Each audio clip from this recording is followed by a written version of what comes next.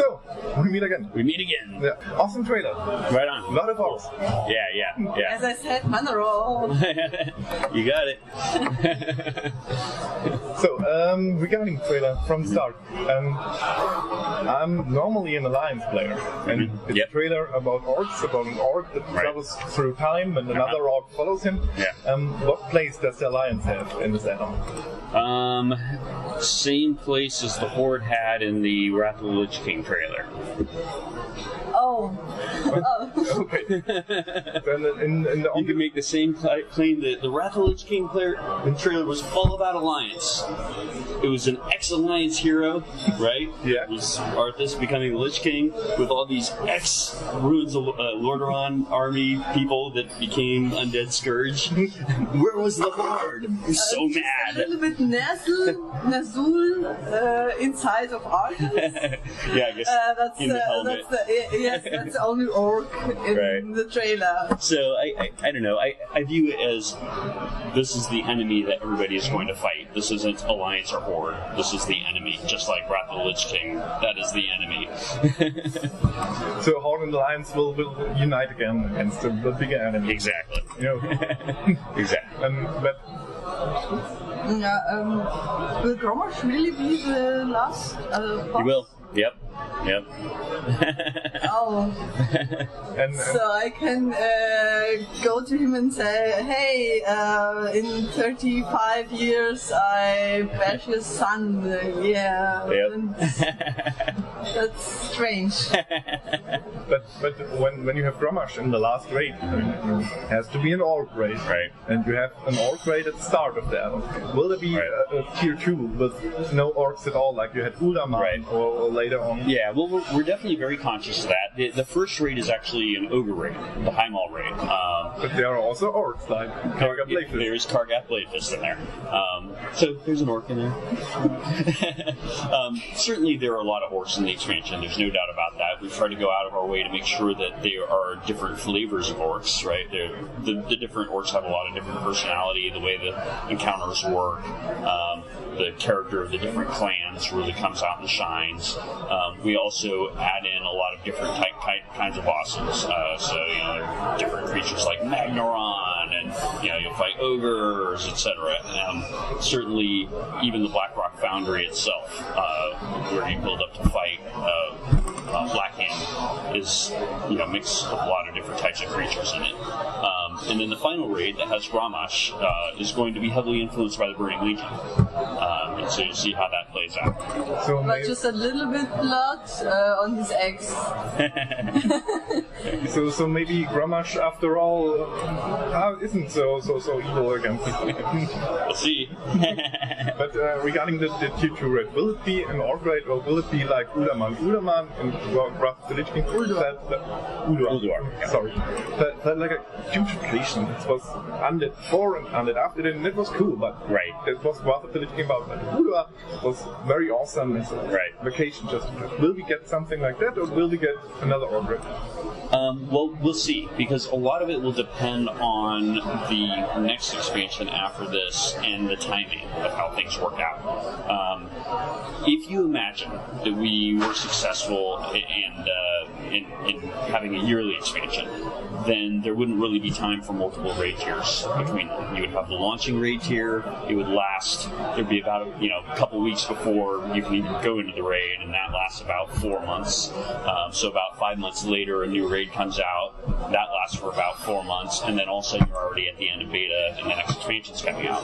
So in a world like that, there isn't really a lot of time for having a break of a raid tier, right, where you're doing something completely different. So I don't know if in the long run, if we're successful in getting expansions out faster, whether that's something that we'll really see much of. So maybe they'll have just 2 raid tiers, but another add-on after a year and a half? Yeah. Okay. Yeah. So in theory. Reality might end up being very different. I have to say I'm a little bit new to the podcast game, so what I want to know is how the Warlords of Draenor fit into the whole universe, because I read about it in that the Orc world was settled, and now it is back together. Yeah, so in World of Warcraft, we've always had the concept of the time being something that can be manipulated by the Bronze Dragonflight. So we have all these different dragonflights, and the Bronze Dragonflight is in charge of controlling time. And so even from the original launch of World of Warcraft, we had certain dungeons that took place at different points in time. And so players are kind of used to that concept for us, and this is doing that on just a much larger scale, really. So the idea here is that a major character that was developed throughout Cataclysm and Mists of Pandaria is getting together with the Bronze Dragonflight to be sent back in time, because the Bronze Dragonflight believes that he's an important, necessary character to fighting kind of the global threat of all Warcraft, which is the Burning Legion. And so what he doesn't know is when he sends Garrosh back in time to get the Orc clans together is what he's actually going to do with it, because he's actually very angry with Azeroth and all the different races of Azeroth for having kicked him out of being the war chief of the Horde, and he wants revenge. And so they're assembling this Iron Horde army, and they're going to come through and stomp. Okay. We will meet Kairos again. Kairos Dome. Right. So, you'll see. He is in the expansion, but he's been betrayed by Garrosh. Okay. He has another plan, or had another plan. Yeah, he had another plan. It didn't quite work out for him. Or maybe he will work with Ruffian together. And on Timeless Island, they're talking about, hey, what nice ideas you have. And so we will see Kairos. Yep, we'll see. Again. Okay, nice. In an interview from a colleague yesterday, funny new, you said there might be another legendaries aside from the ring. Right. What legendaries do you think we can see? You could imagine having a legendary Gorehowl. That could be a possibility. Legendary Gorehowl. Also, Terran Gorehead has a very nice staff. He does. Everyone asking for modding. So he's got a very cool staff, so that's possible too. We'll see. But the story of Terran Gore is really... It's not as major. Okay. But, yeah. He was Warlock, then Death Knight. Right. Which class can use this legendary item? Well, the legendary item doesn't exist yet, so that's still to be figured out. Oh, okay. That would be great to know the intellect stuff or strength or maybe for everyone. I don't think it would be for everyone, but if we did, it would probably be something that were a caster staff. Okay. If we did his item as a legendary, but no guarantee that we will. We'll see. Okay. If we would see this imaginary Gorehowl, then it would be classic Death Knight, Paladin, Warrior, I think. Imaginary warriors. Imaginary Gorehowl. Gorehowl? Probably anybody that could use a two-handed axe. I think it's okay if you ask, because then I got more information. Anything. It's like, what are these crazy people talking about? Well, I cover it, so it's... At work we held heals all the time.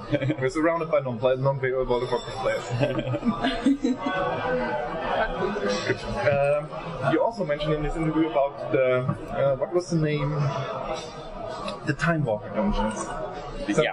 Some months ago, we saw this little feature came on the test servers, but it was gone very quickly. Do the Time Walker dungeons come? It's possible. We don't know for sure yet, because it always actually depends on how well it integrates with the existing content. We definitely like the idea of players being able to scale down and do older dungeons, but as soon as we introduce the feature, players are going to want to know, well, why would I do that? right? They're going to want to be rewarded for it in some way that's relevant to a high-level character.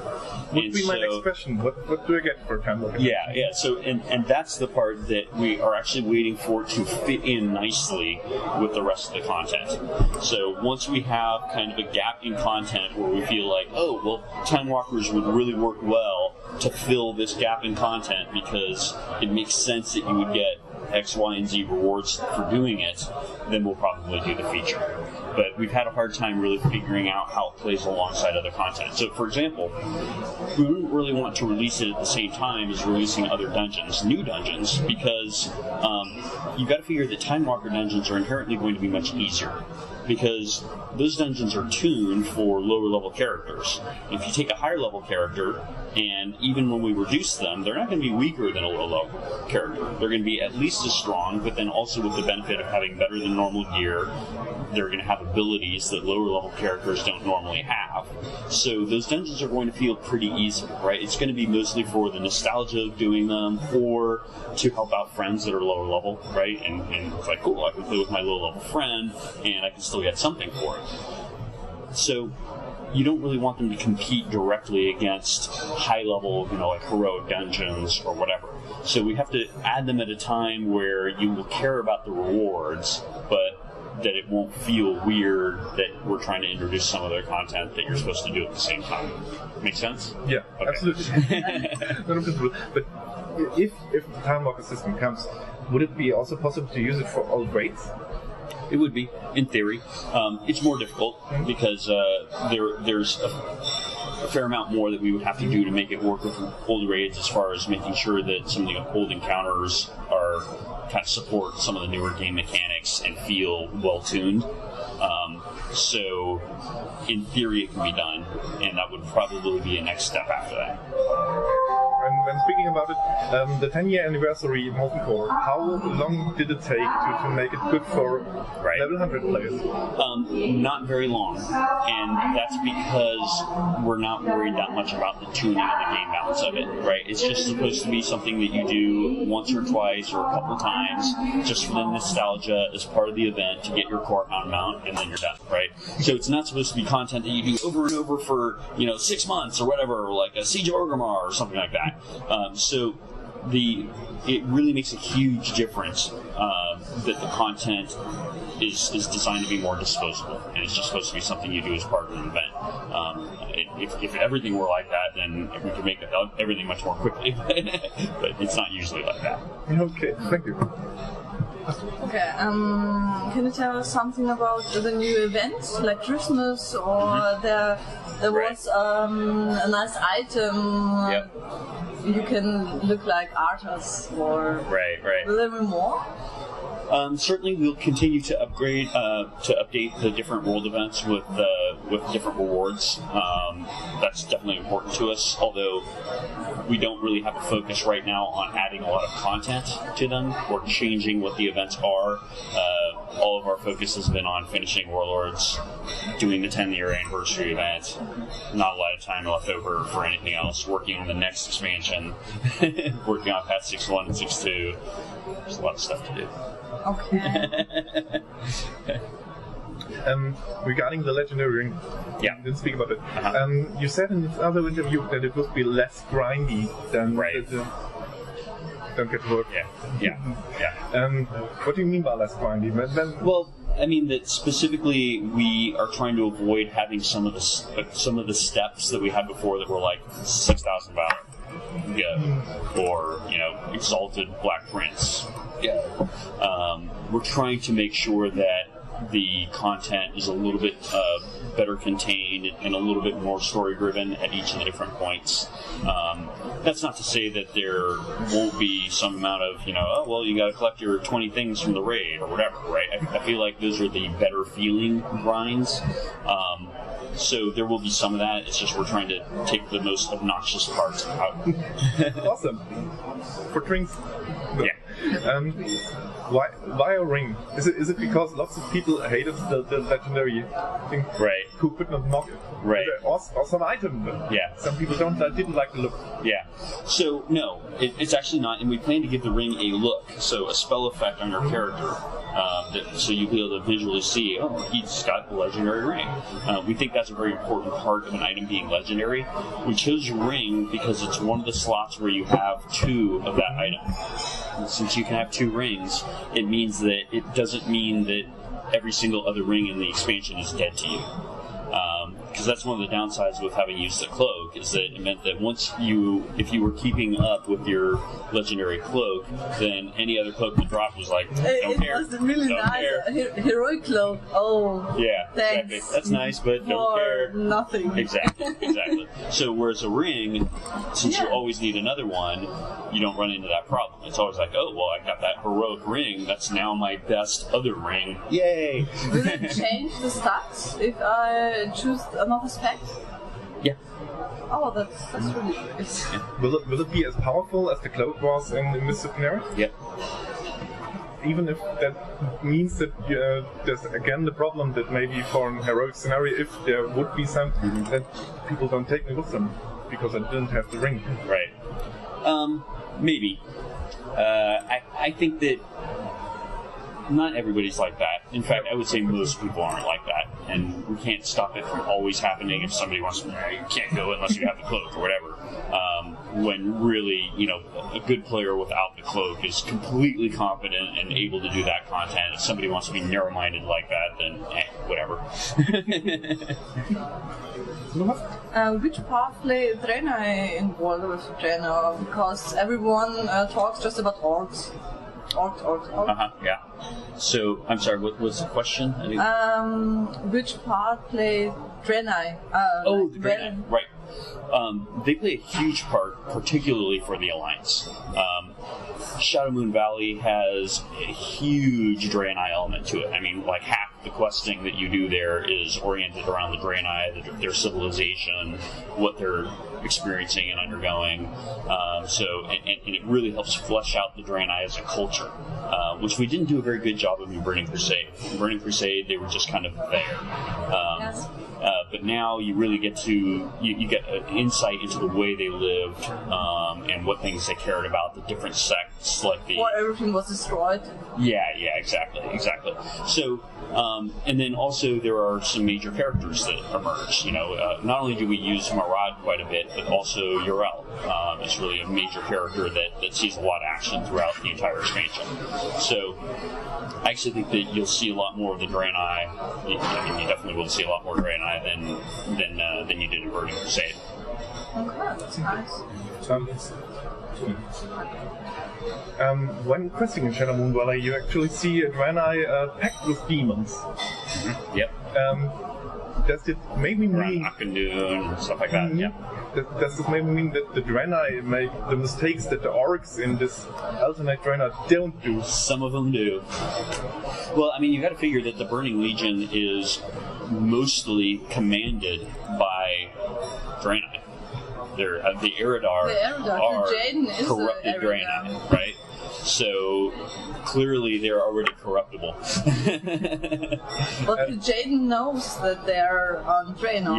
Yeah, he's found them. Oh, again. Clearly by Manorath's presence there in the intro cinematic, right? Because we're at a moment in history where the Burning Legion knows that's where the Draenei have gone. Okay, Kil'jaeden and Ahimond, and they're there again. Oh, okay. Yeah. And are the Burning Legion in this alternate Draenei, is this the same Burning Legion or is this another alternate? Same.